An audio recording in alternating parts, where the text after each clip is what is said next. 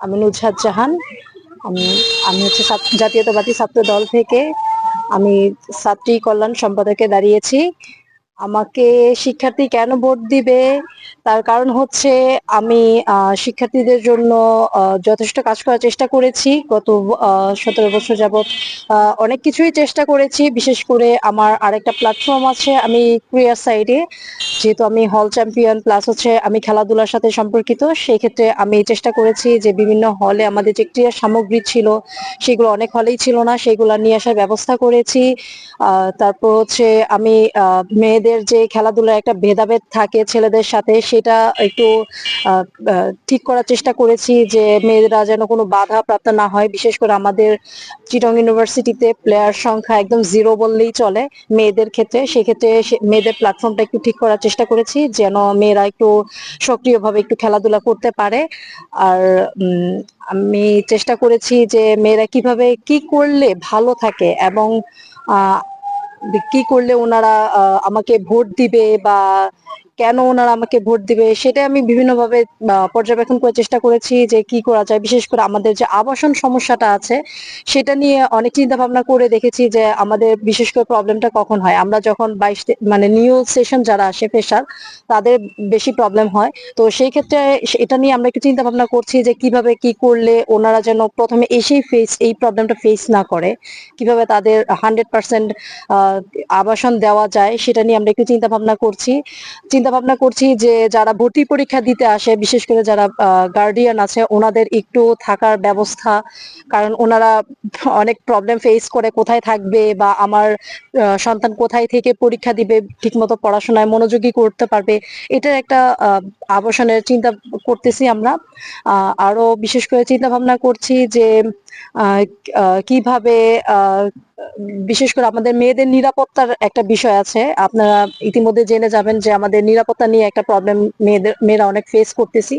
সেই ক্ষেত্রে আমি চেষ্টা করতেছি যে কিভাবে আমাদের ক্যাম্পাসে নিরাপত্তা দেওয়া যায় মেয়েদেরকে, বিশেষ করে আমাদের যে ক্যাম্পাসে 4 সাইডে সিসি ক্যামেরা ফুটেজ কিভাবে রাখা যায়, সিসি ক্যামেরা আয়ত্তে রাখা যায়, বা কিভাবে হচ্ছে আলোকসজ্জায় রাখা যায়, আমাদের 4 সাইডে ক্যাম্পাসে কিভাবে আলো দেওয়া যায়, মেয়েদেরকে সেফ রাখার জন্য একটু অ্যালার্ম সিস্টেম, আমরা পিক অ্যালার্ম সিস্টেম রাখার চেষ্টা করতেছি।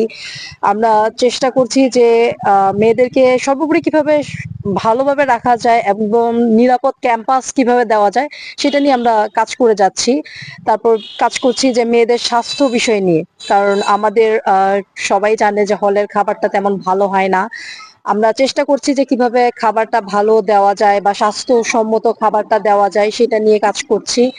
আমরা কাজ করছি মেয়েদের অধিকার নিয়ে, বিশেষ করে মেয়েরা অনেকে আমাদের যে অধিকারটা সেই অধিকারটা নিয়ে কাজ করার চেষ্টা করতেছি যে কিভাবে নিজের স্বাধীনতা, মানে এত বছর তো আমাদের বাক স্বাধীনতা বলতে কোনো শব্দ ছিল না, কিভাবে বাক স্বাধীনতাটাকে কাজে লাগিয়ে আমরা কিভাবে কাজ করতে পারি, কথাবার্তা বলতে পারি, বা মেয়েদের যে অধিকার আছে মৌলিক অধিকারগুলা আমরা চেষ্টা করতেছি ওইটাকে আয়ত্তে আনার। আরো চেষ্টা করতেছি আমাদের মেডিকেল টিমটাকে ঠিক করার জন্য।